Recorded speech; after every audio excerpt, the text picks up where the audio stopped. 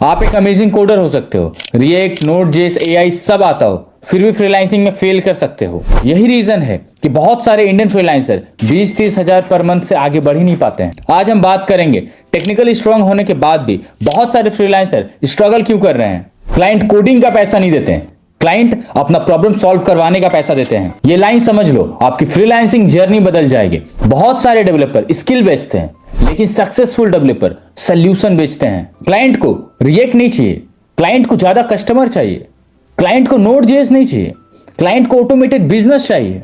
India में बहुत सारे टैलेंटेड कोडर है, लेकिन फ्रीलांसिंग सिर्फ कोडिंग का गेम नहीं है, ये कम्युनिकेशन, सेल्स और ट्रस्ट का भी गेम है। मान लीजिए 2 डेवलपर है, पहला डेवलपर बोल रहा है मुझे node JS, react JS, AWS, MongoDB ये सब कुछ आता है, एंड दूसरा डेवलपर बोल रहा है कि मैं आपके बिजनेस के लिए ऐसी वेबसाइट बनाऊंगा जिससे आपको ज्यादा से ज्यादा लीड जनरेट होगा। कस्टमर किसकी बात सुनेगा, क्लाइंट किसकी बात सुनेगा?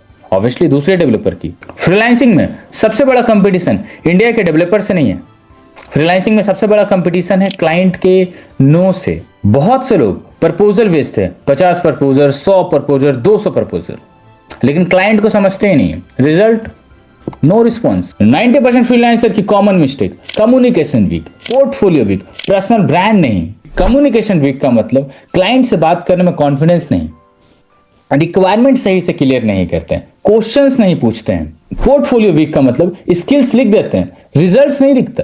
क्लाइंट देखना चाहते हैं क्या बनाया, क्या इंपैक्ट हुआ, क्या रिजल्ट मिला। पर्सनल ब्रांड का मतलब आज क्लाइंट गूगल करता है, लिंक्डइन देखता है, इंस्टाग्राम देखता है, वेबसाइट देखता है। आपका ऑनलाइन प्रेजेंस ही नहीं तो ट्रस्ट कहां से बनेगा? ये सबसे बड़ी प्रॉब्लम है आप लोग की। ये 3 जो मैंने बोला इस पे अच्छे से काम करो if you want to become a successful freelancer. सबसे डेंजरस फ्रीलांसर वो नहीं होता जिसे कोडिंग नहीं आती, सबसे डेंजरस फ्रीलांसर वो होता है जिसे कोडिंग आती है लेकिन क्लाइंट एक्विजिशन नहीं आता, क्योंकि बिना क्लाइंट के स्किल सिर्फ हॉबी बन के रह जाती है। और एक बड़ी प्रॉब्लम, बहुत सारे फ्रीलांसर सिर्फ नए टेक्नोलॉजी को सीखते रहते हैं, नया फ्रेमवर्क, नया लैंग्वेज, नया एआई टूल, लेकिन कभी सेल्स नहीं सीखते, कभी नेगोशिएशन नहीं सीखते, कभी मार्केटिंग नहीं सीखते। कैसे होगा? हाँ, इन सबको सीखो। कोडिंग इंपॉर्टेंट है, लेकिन ये भी बहुत इंपॉर्टेंट है।